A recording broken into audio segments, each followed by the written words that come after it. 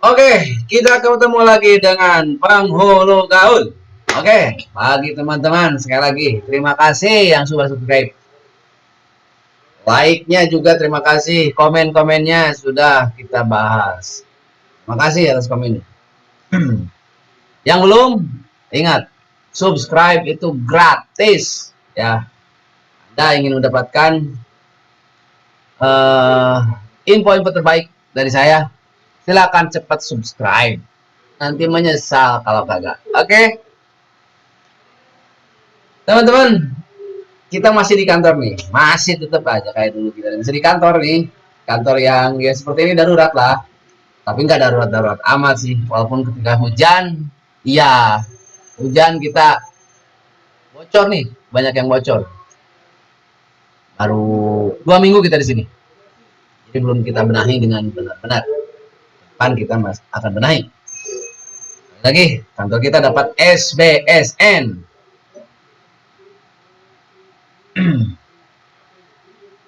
Lagi dibangun ya, belum sih, belum baik,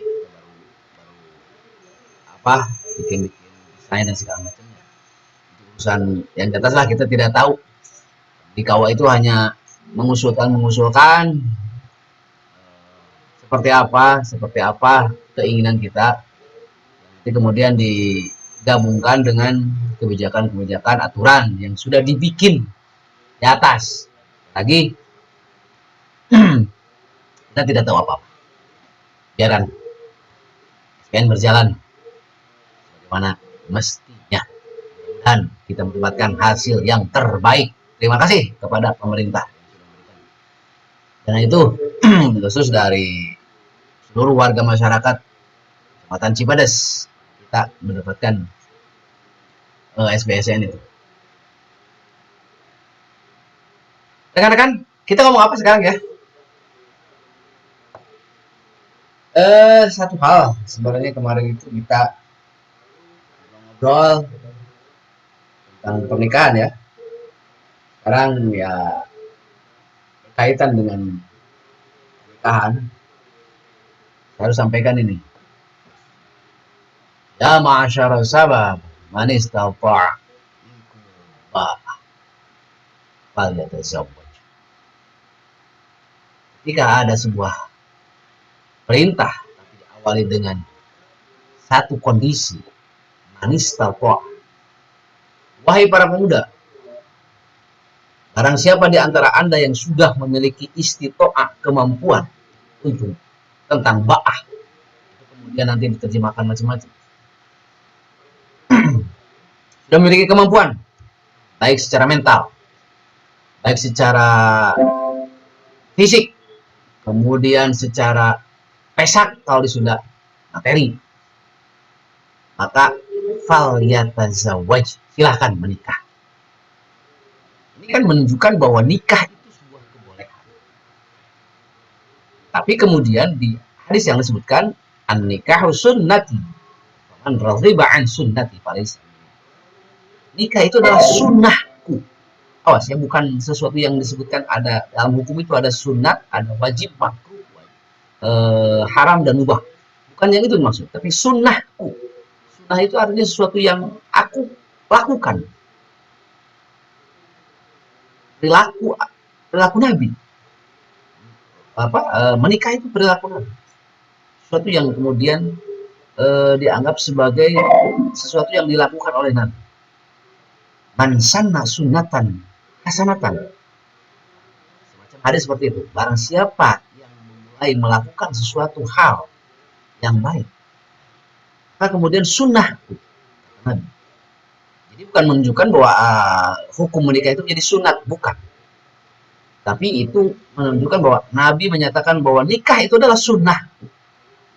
Perjalanan hidupku nikah. Apa yang telah aku lakukan itu nikah, bukan membujuk. Kemudian ada kajian-kajian lain yang kemudian oleh para ulama menjadi berbeda pendapat. Apakah lebih baik menikah ataukah lebih baik membujang seumur hidup? Itu beda bahasan ya. Bahkan salah satu kitab disebutkan watsruk minal azwaj man ma sa'atta fil ibadati wakhtar azuban fadila. Tinggalkanlah menikah. Kalau dengan menikah itu kemudian tidak bisa mendukung Anda untuk melaksanakan ibadah. Tinggalkan menikahi orang yang tidak bisa mendukung Anda untuk ibadah. Wakhtar azuban fadila. Lebih baik Anda memilih untuk membujang. Itu lebih utama. Tetap pada intinya kembali kepada tugas awal. Wa khalaqtul jinna wal insa illa liya'budun. Tidaklah aku ciptakan jin dan manusia kecuali untuk beribadah kepadaku. Apa yang kita lakukan dengan menikah itu pun sama. Tujuan utamanya adalah ibadah. Dan kemudian harusnya dengan menikah lebih mendorong kita, mendukung kita untuk lebih meningkatkan ibadah. Bahkan Rasul kemudian berikan iming-iming, berikan sebuah penghargaan. Atanin minal mutazawwij afdal min sab'ina rak'atan minal azab. 2 rakaat orang yang sudah menikah lebih baik daripada 70 rakaat orang yang belum menikah. Ini sebuah penghargaan dari Rasul. Tapi kemudian itu juga harus diterjemahkan lebih luas. Ya, tidak kemudian menjadi serampangan orang yang menikahnya dengan cara yang tidak benar, kemudian perjalanan pernikahannya juga penuh hal-hal yang kurang baik, kemudian disamakan dengan misalkan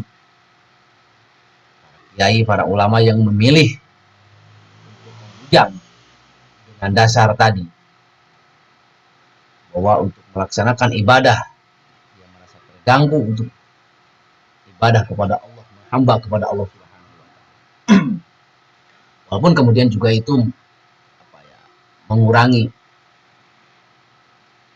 sebuah sunnatullah di alam. Kita dari awal mula pertama dulu Nabi Adam alaihissalam itu pun menikah dengan Siti Hawa, kemudian melahirkan keturunan dan keturunannya pun kemudian dinikahkan dan juga melahirkan keturunan lagi yang kemudian harus menikah untuk memperbanyak manusia di alam dunia ini. Jadi kalau misalkan dari sejak Nabi Adam kemudian memilih hanya untuk beribadah kepada Allah dan tidak menikah, kita tidak akan ada. Itu pun harus dipertimbangkan. Tetap intinya pokoknya, kalau dengan menikah Anda bisa menjadi lebih giat ibadah, dengan menikah Anda bisa lebih baik ibadah, lebih tenang Anda beribadah, lebih baik Anda menikah. Tapi kalau dengan dengan menikah Anda kemudian menjadi terhalang melaksanakan ibadah, lebih baik Anda membujang. Oke? Pilih menikah atau tidak? Terserah Anda. Kenapa? Karena Rasul menyatakan fal yazawaj itu setelah manis taqa'a minkum ba'ah. Yang memiliki kemampuan menikah, silakan menikah. Yang tidak memiliki kemampuan, jangan coba menikah. Kenapa? Hukum itu bisa berubah-ubah berdasarkan kondisi yang meliputi. Ya, yadur ma'ilat dan mu'adaman.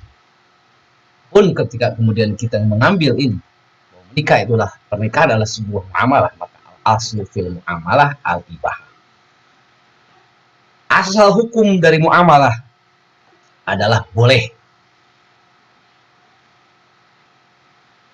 Lagi, asal hukum dari muamalah adalah boleh. Dia bisa berubah menjadi sunnah, bisa berubah menjadi wajib, bisa berubah menjadi haram, bisa berubah menjadi makruh.